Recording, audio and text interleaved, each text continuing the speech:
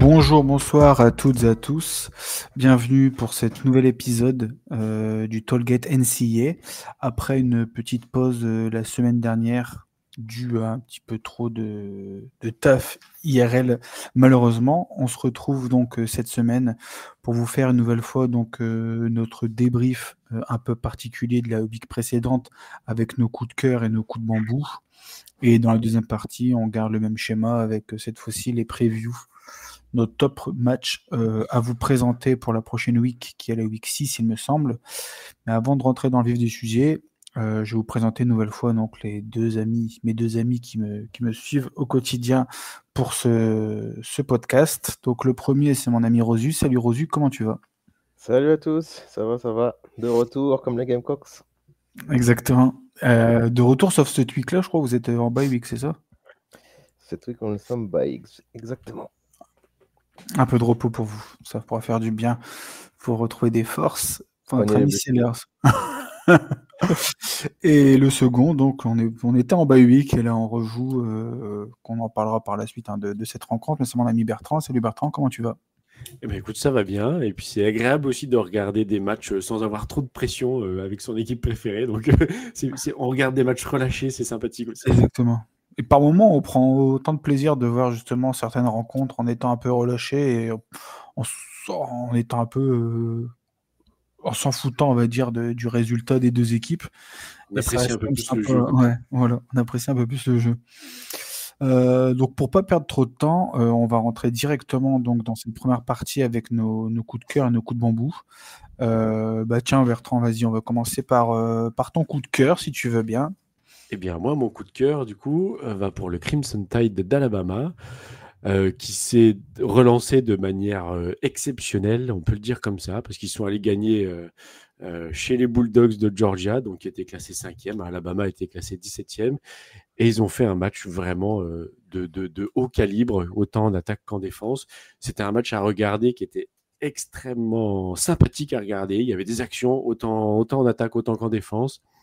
Le quarterback d'Alabama a fait un super gros Ouais, match, voilà, avec 276 yards, 2 TD, 24 passes complétées sur 38. Vraiment, c'était un match de gros et on les attendait pas, Alabama. Hein, ils étaient un petit peu en perte de vitesse là depuis le début. Enfin, par rapport à ce qu'on attendait, en tout cas, c'était un peu en perte de vitesse. Et là, je pense qu'ils sont revenus dans la course. En tout cas, ils ont dit, on est là, il va falloir compter sur nous, il fallait pas nous enterrer trop vite. Attention, on va gagner à Georgia, qui est quand même une grosse équipe, surtout à domicile. On sait combien les Bulldogs à domicile avec leur public peut être très bruyant. Et franchement, ils se relancent de la meilleure des manières, là où j'attendais pas vraiment le coaching staff. J'attendais pas vraiment à ce qu'ils arrivent à contrer les Bulldogs à domicile, mais ils l'ont fait et de bien belle manière pour la peine. exactement. Moi de mon côté, un peu déçu quand même de l'attaque du Georgia. Et surtout, c'est quelque chose que j'avais déjà remarqué au premier match face à Texas, c'est un peu le manque de prise de risque. Ça n'a pas énormément passé. Je crois que si j'ai les stats, Gunnar Stockton, il a fait que 20 passes. Enfin, il a tenté que 20 passes. Donc, Oui, ça aussi va 13 sur 20, donc ça reste que correct au niveau du pourcentage. Pour un seul petit TD, pour seulement 130 yards, ça a pas mal couru une nouvelle fois. Parce que le coureur numéro 1, il est quand même à 12 courses. Bon, 119 yards, il a fait un chantier quand même.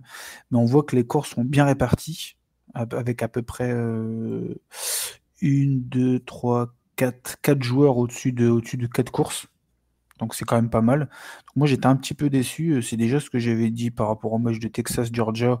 Et j'avais dit ça aussi pour Texas, un peu ce manque de prise de risque en attaque. Mais finalement là ça passe pas face à, tu l'as dit, un Alabama très sérieux offensivement et défensivement. Et un Ty Simpson qui était impressionnant quand même. Je m'attendais pas à ce niveau-là. Un joueur que je regarde moins et par rapport au premier match où ils avaient été justement pas exceptionnels. Là, ils ont bien redressé la mire, contrairement à d'autres équipes comme Clemson qui continuent à chuter. Eux se sont bien redressés et ils ont fait des bonnes choses. Ouais, mais là, ils ont leur vrai match référence de début de saison, hein, parce que les 4 premiers matchs, bon, le premier match, ils perdent contre Florida State, après ils enchaînent UL Monroe et puis une Ouais. victoire pas si facile que ça contre Wisconsin. Et là, Georgia, franchement, moi, je m'attendais pas à ce qu'ils relèvent le niveau, en tout cas qu'ils jouent au même niveau que Georgia. Et pour la peine, ils les ont presque un peu surclassés à domicile, hein, donc chez les Bulldogs, et c'est quand même pas rien. Enfin, voilà, c'est mon coup de cœur de ce week-end-là, parce qu'effectivement, je m'attendais pas à ce que ça joue à ce niveau-là du côté de Bama. Qu'est-ce que tu en penses, toi, du coup, Rosu, de cette rencontre? Une ou deux équipes Ouais, bah c'est vrai que j'étais un peu moins attendu à Alabama, juste parce que cette première défaite contre Florida State au début, mais bon, ils ont quand même un rooster de super qualité. Euh, Leur quarterback, je pense qu'il tient bien la route, Ty Simpson. Euh, on a vu pas mal voilà, des plays aussi un peu créatifs, avec notamment un screen pour un lineman qui a été, Ouais, qui a été je l'ai vu tourner, celle-là. faire un chantier, comme tu dis. Et, du coup, c'était vraiment pas mal. Et ouais, historiquement, Georgia, ils ont quand même du mal contre Alabama. Je pense que euh, voilà, c'est un peu leur némésis à Georgia. Et ce que j'en pense surtout, c'est qu'au final, ça fait beaucoup de grosses équipes qui ont déjà une défaite. Donc Tout là, à par fait. exemple, Alabama et Georgia, ils en ont une chacun. Il en reste plus que quelques-unes en SEC parce qu'ils n'ont pas non plus eu trop de matchs encore. Mais là, c'est le début de la phase de SEC, justement. Et le calendrier qui arrive pour les équipes, pour tout le monde, c'est dantesque, hein. Donc là, je pense que finalement, on risque de se retrouver avec beaucoup d'équipes, avec quelques défaites dans la saison. Donc ça peut rebattre les cartes un petit peu. Il y a quelques équipes en perdition, un peu comme Arkansas. Mais globalement, même avec Vanderbilt qui cartonne, avec Ole Miss qui cartonne, Mm. Texas A&M à voir encore, mais pour l'instant, ils sont invaincus. Mais avec ouais, le calendrier SEC, ça va être vraiment de la folie. Et par exemple, les 5 prochains matchs de South Carolina, le moins bien classé des 5, c'est LSU 13e. Ouais. Promis. Beau Donc marathon. Ouais. voilà pourquoi aussi le SEC, c'est quand même un autre monde qu'ailleurs, des calendriers comme ça. Il n'y en a pas beaucoup. Donc bah, bravo en tout cas à Alabama, hein. C'était pas évident de le faire, ils l'ont fait.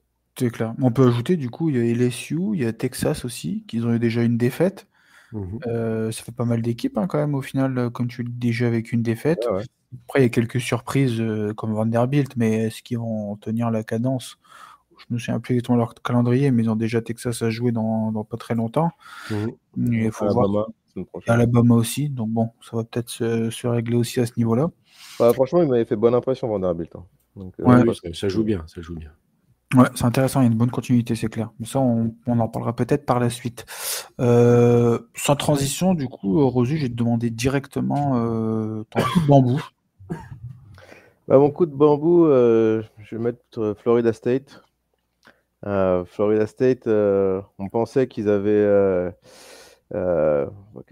toutes les cartes en main pour revenir au premier plan. Mhm. Et malheureusement pour eux, ils se trouvent dans un match piège à Virginia. Euh, pour le coup, c'est pas vraiment. On peut pas dire que c'est eux qui ont été mauvais, hein. Je pense que c'est Virginia aussi qui a fait un match incroyable, hein, qui leur vaut d'être classé aujourd'hui. Donc, dommage pour eux parce que c'était quand même une marche un peu de raté. C'est-à-dire, ils ont quand même un calendrier aussi où il y a quelques grosses équipes. Florida State, c'est dommage de perdre à Virginia. Mais, euh, mais bon, en tout cas, super match de leur quarterback de Virginia, Chandler Morris. Même s'il lance 3 interceptions, ils ont quand même réussi à s'en relever. Et ça, on peut quand même dire que Florida State, c'est pas normal de perdre alors qu'on fait trois interceptions comme ça. Euh, Ils ont fait voilà, un peu trop de boulettes de leur côté. Et puis une fin de match en double overtime épique. C'était vraiment sympa à voir. En plus, c'était un match qui était vendredi, donc qui était un peu, qui n'était pas tout seul, mais bon, qui était quand même le gros match en prime time. Donc Florida State qui malheureusement chute un peu bêtement. À noter dans ce match aussi que sur la dernière action du match, c'est Thomas Castellanos, donc le quarterback, qui se fait intercepter dans la end zone. Et le stade à Virginia fait qu'en gros, ils ont toute une student section derrière les goalposts où il n'y a pas du tout de barrière ni rien en fait. C'est juste de l'herbe, quoi. C'est juste de l'herbe, petite colline, quoi. Et une butte qui monte. Et du coup, le mec qui intercepte la passe, il était à peine par terre, le gars, que toute la foule est rentrée sur le terrain des étudiants. Je ne sais pas ce qu'ils sont devenus, le receveur de Florida qui était par terre. Je ne sais pas comment il s'en est sorti. Mais en tout cas, c'était vraiment une invasion de terrain incroyable. Même l'arbitre n'a pas eu le temps de siffler. Peut-être, je pense que juste à peine le mec était par terre. Il était déjà tout sur le terrain. Sur cette end zone. En plus, c'était de ce côté-là, le dernier play. Donc, vraiment epic finish. Et voilà, dommage pour Florida State. Et d'un autre côté, voilà, c'est ce que je voulais citer. Virginia qui est en 4-1, qui est en 2-0 face à des équipes de SEC. Et derrière leur calendrier, je pense qu'ils ont joué la plus grosse équipe qu'ils avaient au niveau de leur calendrier, qui viennent de battre Florida State.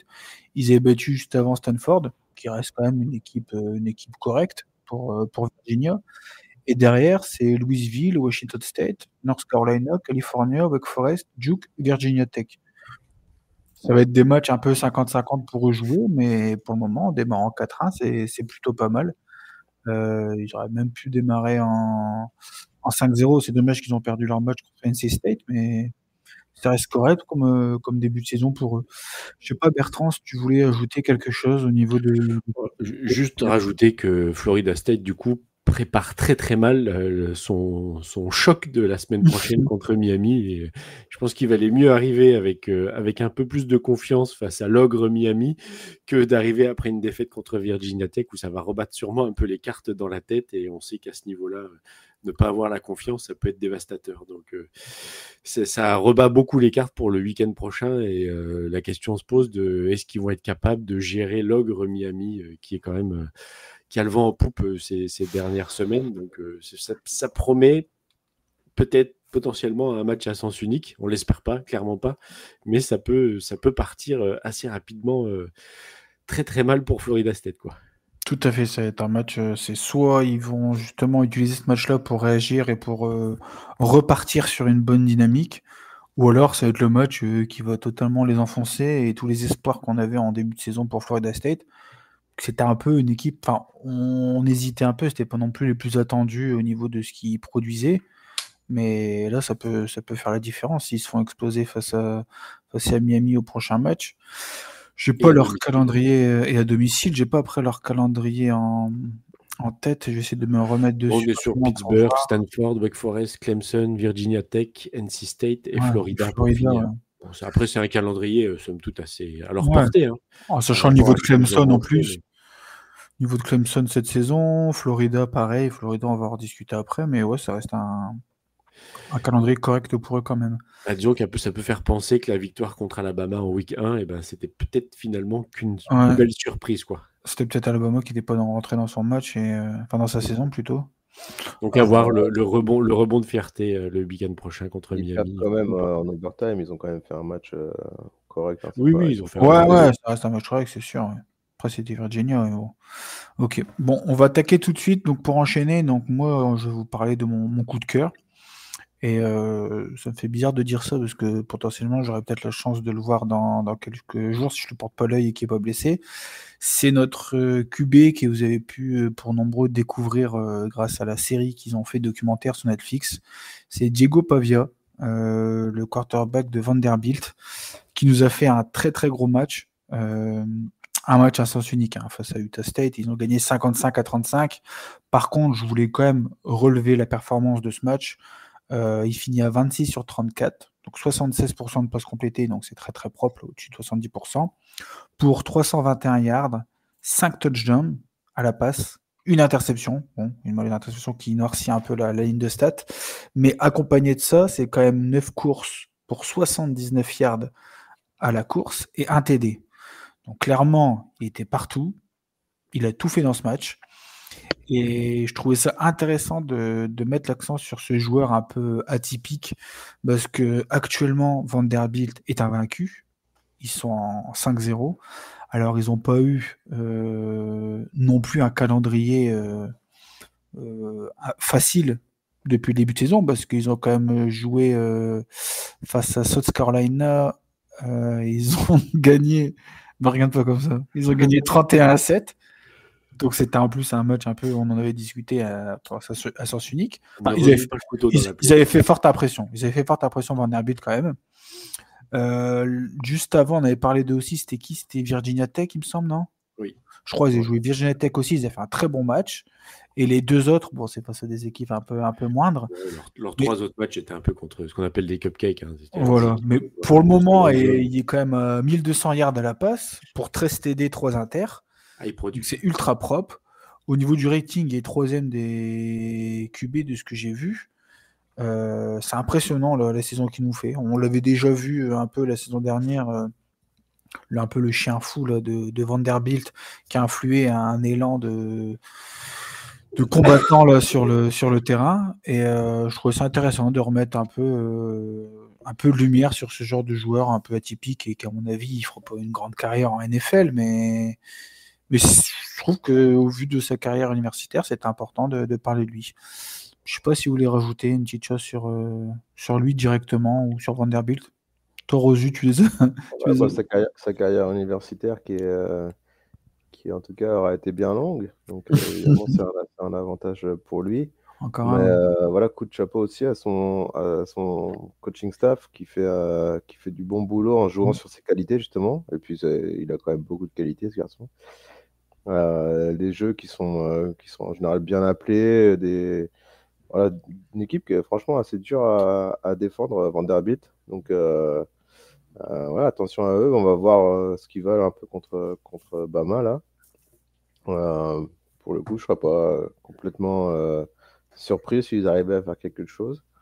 Donc ouais, à voir. Mais c'est sûr que lui, en tout cas, il porte Vanderbilt sur ses épaules et il le fait bien.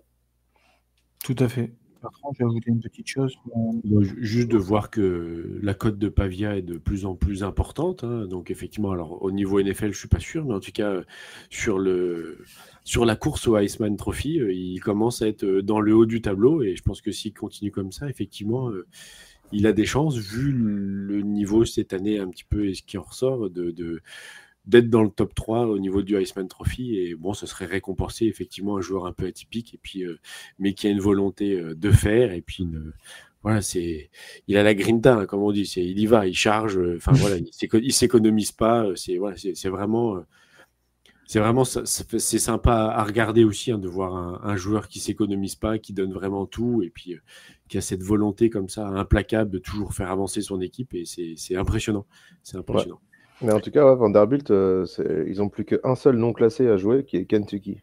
Donc, ils ont quand même un calendrier pas facile. Simple. Tous les autres, c'est top 20. Donc, donc, on va voir de quel bois ils se chauffent. Mais pour le coup, moi, je pense qu'ils sont très corrects. Donc, à voir ce qu'ils vont faire. Mais là, Bertrand, tu as relevé un très bon point. On va peut-être pouvoir en discuter brièvement 5 minutes. Mais est-ce que vous pensez qu'un Diego Pavia, au vu des stats et des matchs qu'il fait, pourrait réussir à obtenir un spot en NFL au vu de son profil? Parce que en fait, j'ai regardé là bêtement, il est annoncé à 6, donc ça fait 1m83. 1m83, c'est pas non plus si petit que ça. Hein. Je pense que Bryce Young il doit être plus petit. Kyler Murray il doit être plus petit aussi, je pense. Faut que je vérifie, mais au final, 1m83, bah, on est habitué. Maintenant, les QB, ils font tous plus d'1m90. Mais du coup, est-ce que vous pensez qu'il pourrait réussir à obtenir un spot en NFL, ou alors justement au vu de sa morphologie, ça va être trop compliqué pour lui? Non, il a des chances, hein, pour moi. C'est pas l'archétype du mec, mais il n'y a pas de raison. Hein, s'il continue à jouer de la sorte, ouais, je pense qu'il a des chances. Et puis voilà, la classe de quarterback qu'on annonçait Tony Truant, finalement, elle n'est peut-être pas si tonitruante que ça. Donc, à voir pour lui. Hein. Lui, ce qui joue contre lui, c'est sûr que c'est son âge. Même si c'est pas encore complètement fou. On a vu avec les Saints qui ont pris. Ouais, j'allais te le dire, t'es bien placé. Ouais. Donc voilà, je pense que par contre, il lui faut un game plan qui est très, très college. Mais en tout cas, ce qu'il a à faire, il le fait très bien cette année. Donc, pour moi, il n'y a pas de raison. En tout cas, je trouve qu'il tient la route. Il tient la route. En plus, il va arriver.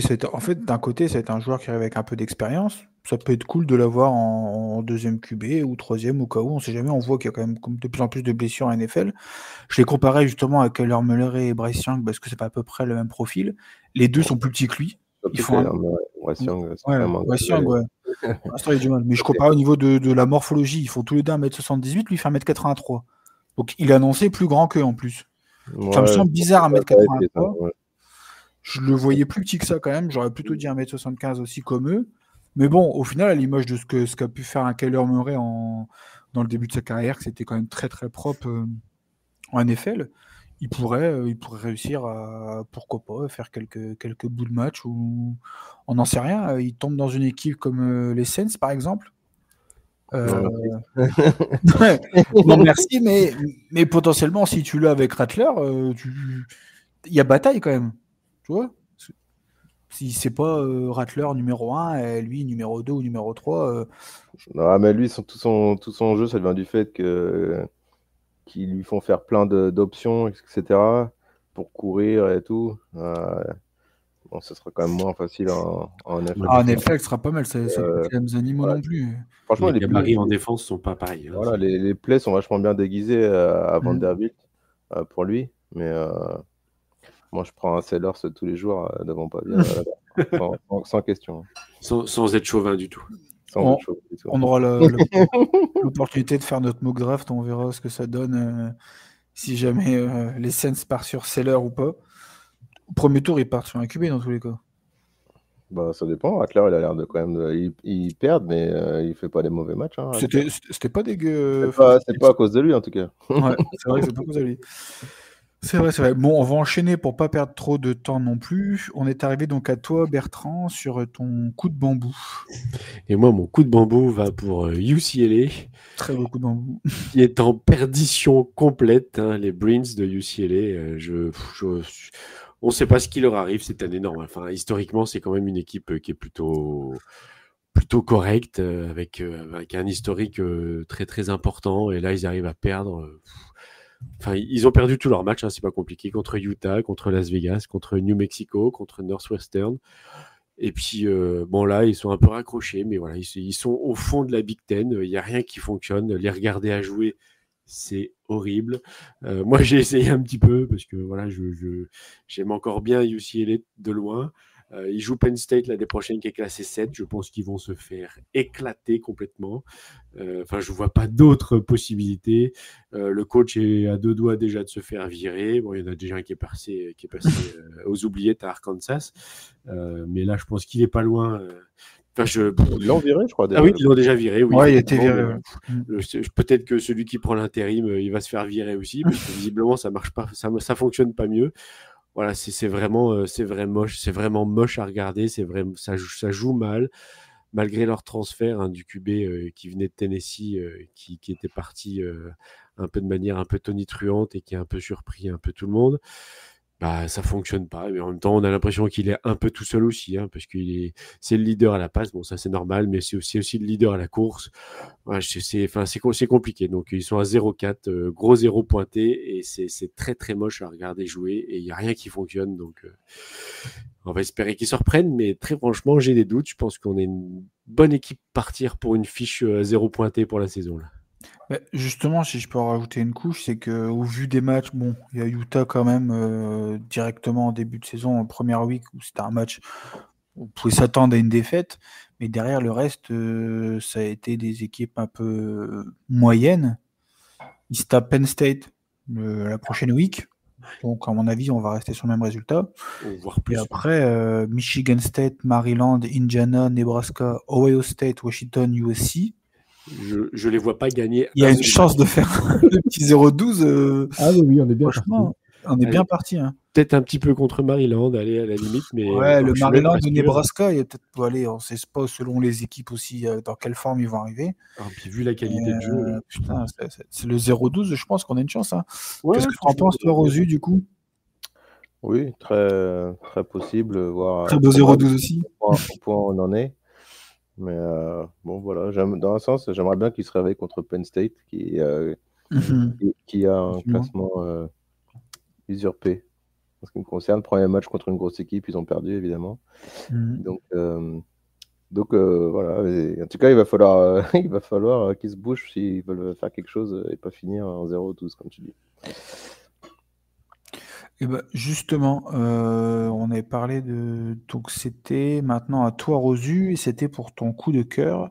Je me souviens plus ce que tu nous as choisi. Eh ben, mon coup de cœur, c'était Houston Cougars. Ah, bah oui.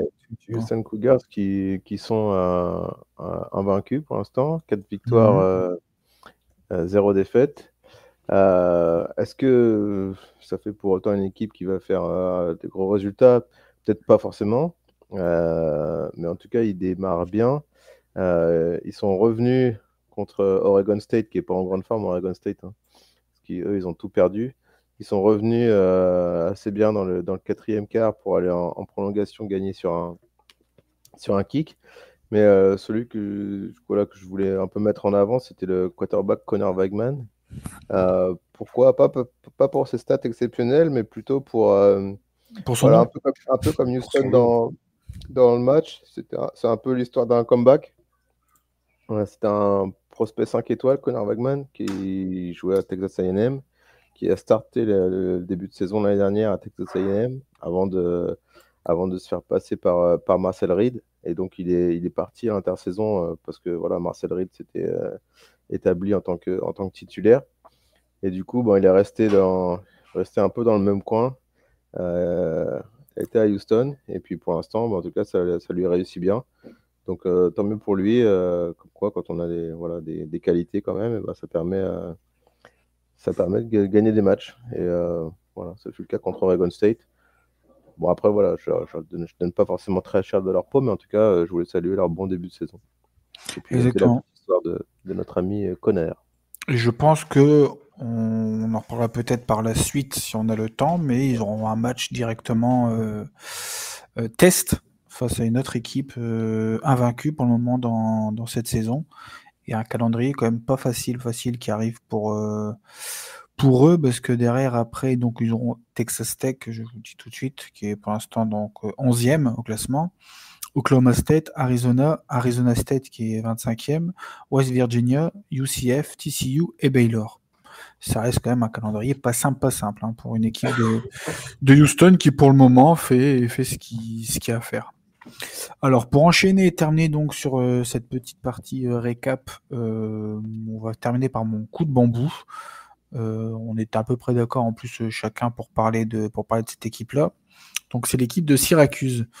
Je suis un peu déçu déjà parce que j'aurais eu envie de parler d'eux à la week précédente parce qu'ils avaient réussi à faire, je vais mettre avec des guillemets, l'exploit de battre Clemson parce qu'on sait dans l'état qu'est Clemson en ce moment. Par contre là, perdre 38-3 face à Duke en étant aussi pauvres offensivement, ils ont mis 0 TD. Et en plus de ça, ils étaient aussi pauvres offensivement, mais défensivement, c'est pas pour manquer de respect à Darian Mensah, le QB de Duke, mais faire 268 yards à la passe, 2 TD à 22 sur 28, il n'y a pas eu beaucoup de pression, le copain. Hein, donc je pense qu'il a pu être assez tranquille dans ce match. C'est son meilleur match au niveau de la ligne de stats. Duke qui était en 2-2 et donc du coup qui se retrouve en positif en 3-2 grâce à cette victoire.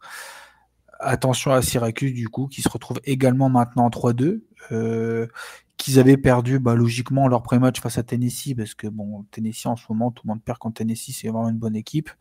Ils avaient gagné leurs 2 matchs logiques par la suite. Ils avaient réussi à faire l'exploit de battre Clemson. Et là, attention, ça re-shoot et ça perd lourdement face à Duke.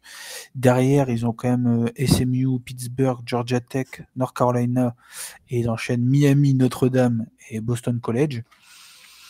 Ça risque d'être un calendrier aussi très compliqué pour eux. Je ne sais pas si vous voulez rapidement dire un petit mot sur Syracuse.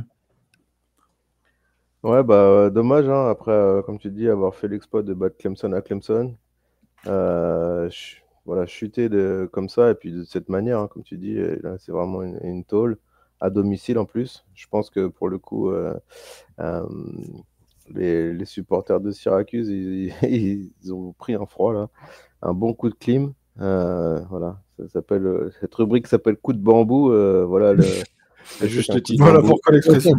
Je pense qu'ils commençaient à y croire, et là, ils y croient plus beaucoup. Dommage. Darian Mensah, quarterback de Duke, c'est un gars qui est transféré de Tulane. C'était un true freshman à Tulane qui avait bien marché l'année dernière. Ils l'ont ramené en virant le quarterback qu'ils avaient avant, Malik Murphy, qui s'est retrouvé à Oregon State d'ailleurs, dans le match dont on parlait précédemment. Et voilà, Darian Mensah, lui, il a pris un gros chèque pour venir à Duke. Et en tout cas, sur ce match-là, il a un peu rentabilisé l'investissement. Donc, on va voir ce que ça va faire par la suite. Mais bon, dommage pour Syracuse. Ils avaient peut-être réussi le plus dur. Et puis, ils ont peut-être cru qu'ils étaient arrivés. Malheureusement, en NCAA, quand on croit qu'on est arrivé...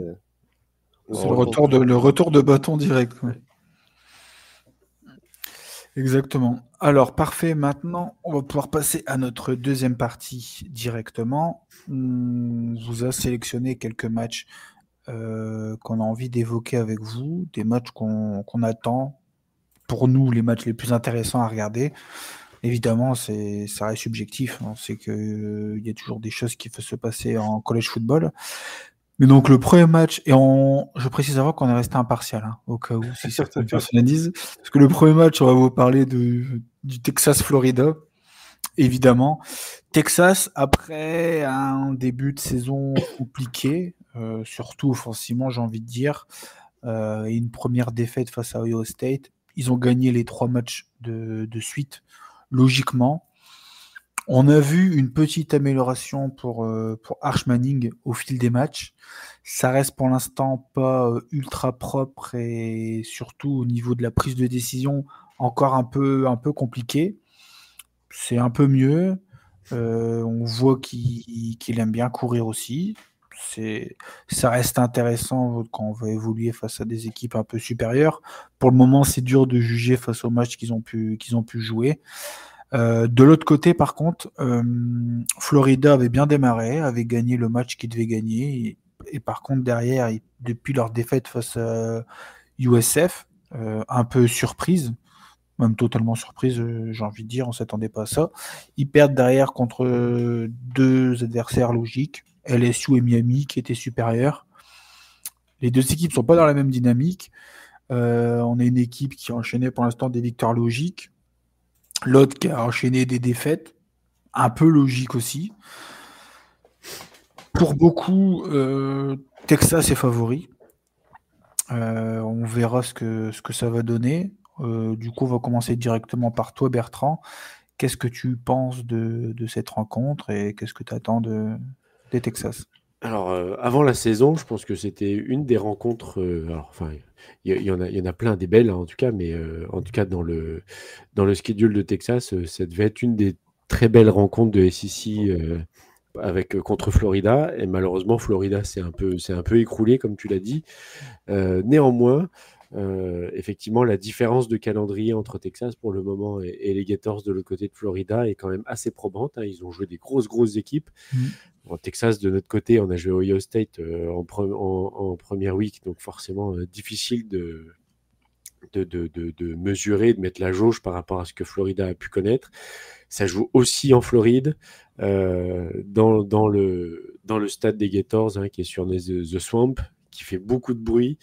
Arch Manning n'a pas forcément l'habitude de jouer dans ce genre et on l'a vu contre Ohio State, le premier match, que c'est ce qui l'a beaucoup gêné aussi, l'ambiance.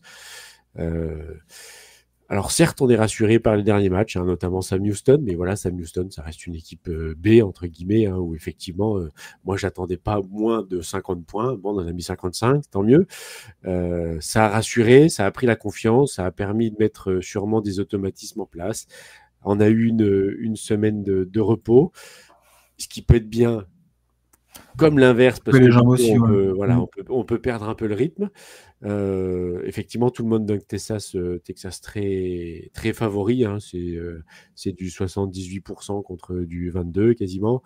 Mais bon, ça peut être un gros match piège. Moi, je dis attention, je ne suis pas rassuré, loin de là. Au contraire, ça va être un match très difficile. C'est rugueux, les Gators en face.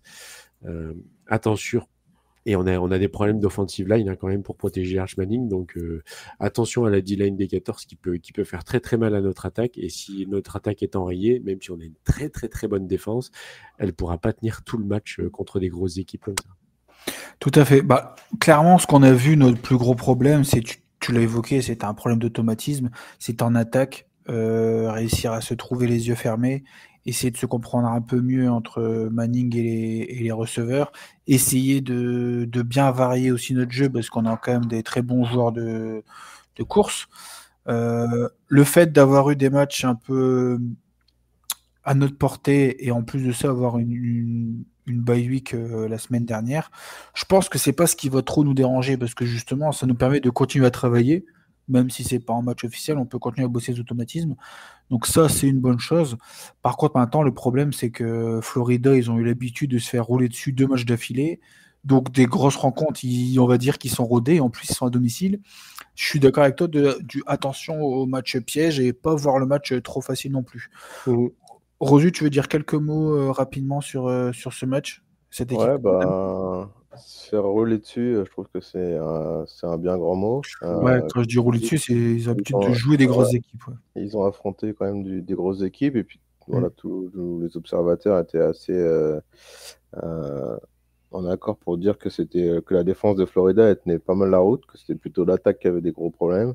Florida, ils étaient en bye week aussi cette semaine, donc ils vont arriver un peu regonflés contre Florida. Ils sont pas favoris, clairement, mais bon, ils sont chez eux.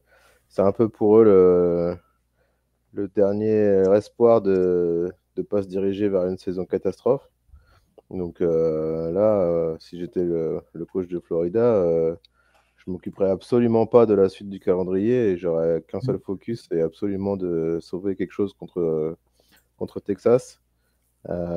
Surtout que je pense qu'ils peuvent avoir moyen de se dire qu'il y a une chance. Donc voilà, je pense qu'ils vont arriver pour le coup le couteau entre les dents. Et ce sera un match intéressant à voir, peut-être potentiellement pas un très gros score, mais en tout cas peut-être une belle bagarre. Donc on verra ce que ça donne. Je pense que Texas va être très attendu aussi, parce que les seules fois où on les a pu voir en haut sur le devant de l'affiche, c'était face à Ohio State et on a vu le résultat. Derrière, ça a que été des matchs un peu faciles. C'est une nouvelle fois où ils vont être face à une équipe, une bonne équipe. Je pense qu'il va être très attendu. Attention à pas avoir les jambes qui tremblent quand même dans ce match, et de enfin prouver. Voilà, ils ont grillé une cartouche face aux States, c'est maintenant qu'ils veulent prouver une équipe du coup un peu plus faible et pas sur un bon rythme. Ça peut être cool pour lancer enfin la saison de Texas, qui sont toujours pour l'instant 9e au classement. C'est pas ce qui est annoncé depuis saison. On les annonçait quand même costauds au début de l'année. Tout à fait. Ils sont un peu troués, mais enfin, quand tu regardes les joueurs sur le papier, il y a quand même de quoi faire. C'est ça. Donc voilà, attention au guetteur qui dort. Yes. Du coup, on va avancer directement donc sur le deuxième match qu'on a choisi. Donc, on a un peu évoqué déjà les deux équipes. C'est le duel entre Vanderbilt et Alabama. Vanderbilt qui est pour l'instant sur un sans faute, donc on l'a dit qu'ils sont en 5-0, qui ont gagné alors peut-être le match de Virginia Tech et South Carolina où il y avait une petite discussion, mais sinon le reste ils ont gagné les matchs logiques qu'ils avaient gagnés. On a parlé de leur attaque. de leur QB, de leur dynamique, des jeux qui étaient lancés, pour l'instant que tout se passait bien pour eux, ils avaient le bon feeling. De l'autre côté, donc, on a Alabama. Alabama qui a perdu un peu à la surprise générale son premier match de la saison face à Florida State. Et avec la manière en plus, ils se sont bien réveillés en gagnant les 2 matchs logiques qu'ils devaient gagner. Et surtout, comme Bertrand vous l'a dit, en gagnant ce match à Georgia, qui était le match qui n'était pas le plus attendu. Pour beaucoup, c'est Alabama qui est favori. Je pense qu'Alabama a un petit avantage défensivement. Ils ont une meilleure défense. À voir s'ils arrivent à stopper l'attaque de Vanderbilt. S'ils y arrivent, je pense que je peux voir aussi un avantage pour Alabama. Pour toi, Rosu, qu'est-ce que tu penses de cette rencontre? C'est une rencontre qui, l'année dernière ou les années d'avant, serait passée complètement inaperçue. En Vanderbilt, c'était un peu le souffre-douleur de la SEC. Maintenant, c'est clairement pas le cas. C'est un match que, dans un sens, Vanderbilt peut se permettre de perdre, parce qu'ils sont invaincus pour l'instant. Alors que Alabama, eux, ils ont déjà un peu grillé un joker, ils doivent absolument l'emporter. Donc, beaucoup plus de pression sur les épaules d'Alabama. Et voilà, un Vanderbilt qui joue relâché, voilà, qui a toutes ses chances, ça peut aussi les mettre dans une position confortable. On ne sait jamais, voilà, un début de match, un fait de jeu qui peut tourner un peu le match dans un sens ou dans l'autre. Ça va être un match intéressant, hein. Je pense que les supporters de Bama, ils doivent pas être trop Non. sereins, et les supporters de Vanderbilt, eux, ils doivent se dire que voilà, s'il y a quelque chose à faire cette année, si on peut marquer notre territoire, c'est maintenant. Donc voilà, typiquement, ce serait un genre de match pour eux où voilà, une 4e et 2, voilà, faut la jouer, des choses de ce type. Ça court. Ça Donc, court. voilà, c'est court. Je vous l'annonce tout de suite. si ça rate et que tu perds, c'est pas dramatique. Mais pour le coup, voilà, donc plus un match justement où ils vont pouvoir tenter des choses, là où Alabama, ils vont devoir jouer un peu plus conservateur, en tout cas, suivant comment se déroule le match. Mais un match intéressant, en tout cas. C'est clair que la pression est du côté de Bama. Vanderbilt, il arrive plein de confiance. Ils ont rien à perdre. Ils sont en 5-0. Ils affrontent pour le moment la meilleure équipe qu'ils ont dans leur calendrier. Entre guillemets, ce serait une défaite logique de Vanderbilt. S'ils viennent pas en se disant on est favori face à Alabama, etc. Donc je pense qu'ils sont dans la position la plus intéressante pour eux. Maintenant, à voir comment ils vont le montrer sur le terrain. Toi, Bertrand, du coup, qu'est-ce que tu penses de cette rencontre? Pour moi, c'est quasi la rencontre à pas rater de la Week 6, hein, puisque c'est la plus intéressante tant au niveau du classement, hein, parce que Vanderbilt donc, est classé 16, Alabama est classé 10. Et puis surtout, en cas de victoire de Vanderbilt, ça veut dire qu'après, dans leur schedule, hein, ils vont quand même rencontrer après LSU, Missouri, Texas et Tennessee. Ça veut dire que c'est 4 équipes qui sont à leur portée, quoi. Et là, du coup, ça peut être la surprise. Ça peut tout changer. Et ça peut tout changer de la vision qu'on peut avoir de Vanderbilt, qui adore jouer un peu comme ça en outsider, hein. Ils sont un peu underdog, comme on dit, donc eux, ils adorent être dans cette position-là. Clairement, Bama a beaucoup plus à perdre que Vanderbilt et la pression sera du côté de Bama. Bon, l'avantage, c'est que Bama il joue aussi à domicile et on sait très bien que de jouer à Bama, c'est aussi pas simple, hein. Au college football, jouer à domicile, ça peut quand même grandement changer la donne. Logiquement, vu le match qu'ils ont fait contre Georgia, moi je donnerais bien Bama vainqueur, mais attention à pas tuer la peau du Commodore avant de l'avoir vendu. Tout à fait. Comme tu l'avais dit, en plus, Bama revient dans une très bonne dynamique. Ils ont fait une très belle rencontre. Et pour eux, ça pourrait être aussi un match clé, parce que donc du coup, tu battrais une équipe qui est invaincue, qui est en 5-0. Et derrière, leur calendrier, c'est un calendrier qui n'est pas non plus simple. En tout cas, l'enchaînement des matchs, c'est Missouri, Tennessee, South Carolina, LSU, Oklahoma. Je pense qu'il y a beaucoup de choses qui vont se décider aussi au vu des 5-6 matchs à la suite. Après, bon, ils terminent tranquille avec Illinois et Auburn. Mais donc du coup, je pense que ça peut être un match qui va valoir quand même pas mal au niveau de cette week numéro 6. Tranquille avec Illinois et Auburn. Bah, c'est quand Il même n'y a plus pas une tranquille équipe du Big que... 12 qui a ça. Ah, Qui c'est a ça Est-Illinois. dans son calendrier. Oui, c'est Est-Illinois, c'est C'est bon. Est-Illinois, donc ça va. C'est Ouais, même c'est un peu Auburn, plus hein, c'est cool. pas Mais si même facile. Auburn, c'est pas facile non plus. Non, Mais c'est bon, pas les plus simples non plus. ouais, en finir en plus par Auburn. Mais je préfère quand même terminer comme ça que l'enchaînement, je pense qu'il va faire mal, hein, quand même. Missouri, Tennessee. Bah, ça, après, ça, South Carolina, ça dépend du visage qu'ils vont montrer. Mais t'enchaînes Missouri, Tennessee, South Carolina, LSU, Oklahoma. C'est pas cadeau, hein. Non, c'est sûr. Après, ça dépend dans quel état va arriver Alabama aussi, mais c'est pas cadeau. Donc pour conclure au niveau de ces matchs, on va terminer par le duel floridien, donc le Miami-Florida State. On vous a évoqué un petit peu ces deux équipes. Miami, pour l'instant, c'est un peu... pour moi, personnellement, c'est un peu une équipe surprise. Je n'attendais pas à ce qu'ils soient à un tel niveau et surtout Carson Beck qui soit aussi bon.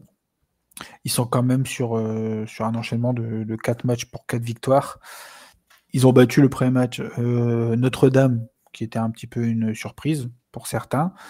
Ils ont ensuite battu BCU, une équipe un peu de seconde zone, pour ensuite enchaîner Ils enchaînent en fait la Floride, là. Ils font USF, Florida et là maintenant Florida State. À chaque fois avec la manière. Ils ont fait de très bons matchs. Ils sont maintenant, grâce à ça, troisième du championnat. Classé troisième. De l'autre côté, Florida State, on l'a évoqué, qui était bien parti, qui était sur un 3-0. Et là, attention, ils ont loupé une marche. Ils ont perdu en prolongation dans un match qu'ils pouvaient potentiellement gagner aussi. C'est pas comme s'ils avaient fait une contre-performance non plus. Donc je pense que ce match-là va valoir également le coup d'être regardé. Ça va être un match plus serré que prévu. Pour la plupart, ça reste quand même Miami qui est favorite face à Florida State. Du coup, Bertrand, qu'est-ce que tu penses, toi, de cette rencontre? Ah, sur le papier, c'est une rencontre hyper intéressante. Effectivement, le fait que les Seminoles aient un peu raté la marche contre Virginia la semaine dernière, ça rebat un peu les cartes. Moi, je suis fortement impressionné par les Hurricanes de Miami, hein, qui cette année, ils sont pas là pour rigoler, hein, clairement. Ils sont pas là pour rigoler. Ça joue bien. Je pensais pas effectivement que Carson Beck, rentre aussi bien et aussi rapidement dans le plan de jeu et dans le gameplay, enfin dans tout ça, dans le playbook. Ouais, pour les Seminoles, ça va être difficile, même s'ils sont à domicile. Ça va être difficile. Les Hurricanes, clairement, sont là pour montrer qu'ils ont des gros bras et qu'ils veulent aller chercher, le National Championship. Hein. Ils mettent les choses sur la table et ils ont les moyens de ce qu'ils avancent. Et c'est une équipe qui sera extrêmement difficile à jouer. Alors, il y a ce côté un peu derby, hein, qui va jouer forcément, mais je vois pas comment les Seminoles puissent contrecarrer aussi bien en attaque et en défense ce qui semble, en tout cas pour le moment, le rouleau compresseur des Hurricanes. Donc tu vois Miami favorite aussi dans cette rencontre. Oui, alors j'espère pour le spectacle que ça sera un match un peu serré avec un chassé-croisé au niveau des points. Mais clairement, je pense que les Hurricanes, ils ont un peu plus sur le papier en tout cas, plus d'expérience à plein de postes différents et puis beaucoup plus d'appui et de fonds de joueurs, de roulement importants aussi pour se permettre d'aller chercher la victoire sans forcément être très, très inquiété, quoi. Mais justement, le petit point que je voulais relever par rapport à ce que tu nous as dit, c'est de parler justement du début de saison de Carson Beck, qu'on n'attendait pas. Mais comme quoi, on l'a déjà répété plusieurs fois, mais c'est bien de toujours leur préciser. Tu arrives dans une équipe avec une des meilleures O-line de la ligue, ça aide quand même, hein, quand tu joues quarterback pour pouvoir prendre des décisions. On voit que le gars est quand même assez propre pour le moment au niveau de ses stats. On voit quand même qu'il y a ses conforts derrière ses gardes du corps. Comme quoi, ça peut aider quand même. En plus de ça, de l'autre côté, ils ont aussi une des meilleures D-line de la ligue, donc ils mettent une grosse pression sur le QB adverse. C'est bien de souligner aussi l'importance de la ligne, que ce soit offensif ou défensif, qui est quand même la base de d'une équipe, que ce soit offensivement ou défensivement. C'est important de souligner ce petit point. Oui. Toi, du coup, ouais. Quand t'as pas 4 gold de 130 kilos qui te courent après, forcément, t'as le temps de lancer bah la ouais. balle plus sereinement, on va dire. Hein. T'as les mains qui Ah ouais, tremblent un c'est peu clair. moins. Bah, justement, à Texas, j'aurais bien aimé avoir la O-line de Miami pour que notre ami se lance tranquillement dans le grand bain. Si tu avais ce genre de O-line, je pense qu'on aurait été un peu plus tranquille. Ah bah tu joues dans un fauteuil qui est un peu plus confortable, hein, il y a un peu plus de coussins, on va dire. Déjà que les prises de décision, c'est pas tout le temps le top du top, mais bon, si en plus de ça, tu as une O-line qui te donne des secondes supplémentaires, c'est quand même pas mal. Hein. Et donc du coup, Rosu, toi, si tu veux conclure sur cette rencontre. Ouais, bah, comme tu disais, c'est vrai que Miami, on dit qu'ils ont surtout une grosse attaque, mais effectivement, ils ont une D-line assez extraordinaire. Donc, on va voir si notre ami Castellanos va pouvoir continuer à s'échapper avec ses jambes. Honnêtement, je donne pas cher de la peau de Florida State. Ils sont à domicile, ils ont déjà battu Alabama à domicile, donc ce sera voilà, puis c'est une belle ambiance en plus à Florida State. Donc bon, on va voir s'ils arrivent à garder leurs supporters dans leur siège assez longtemps pour espérer peut-être quelque chose en fin de match. Je suis pas persuadé que ce soit le cas, mais enfin, en tout cas, ça mérite d'être vu. Voilà, exactement. Donc, on va conclure là-dessus. On arrive au niveau du temps et en plus, il y a nos amis de la NFL derrière qui attendent pour pouvoir enregistrer également. En plus, il y a eu des très belles rencontres et des belles surprises. Surtout une défaite des Chargers que j'ai pas vu venir face aux Giants, je l'avoue. Personne ne l'a vu venir. Et de l'autre côté, j'ai vu un très beau match des Cowboys et un Dak Prescott sacré coronesque quand même. Tout ça pour finir sur un match nul. Malheureusement, ça finit sur un match nul, mais bon, faire ce genre de match face aux Packers, en sachant qu'en plus, notre meilleur joueur, enfin le meilleur joueur de Dallas était parti aux Packers, Micah Parsons, c'est plutôt pas mal de ce genre de résultat. Voilà, donc merci à vous deux. Merci à vous de nous écouter une nouvelle fois. On se retrouvera donc la semaine prochaine pour la suite du récap avec nos coups de bambou et coups de cœur pour la week 6 qu'on vient de vous citer. Et on vous parlera des top matchs pour la week 7. Voilà, très bonne soirée à tous ou très bonne journée selon l'heure que vous l'écoutez. Et à la prochaine. Merci beaucoup. Ciao, ciao. Salut à tous.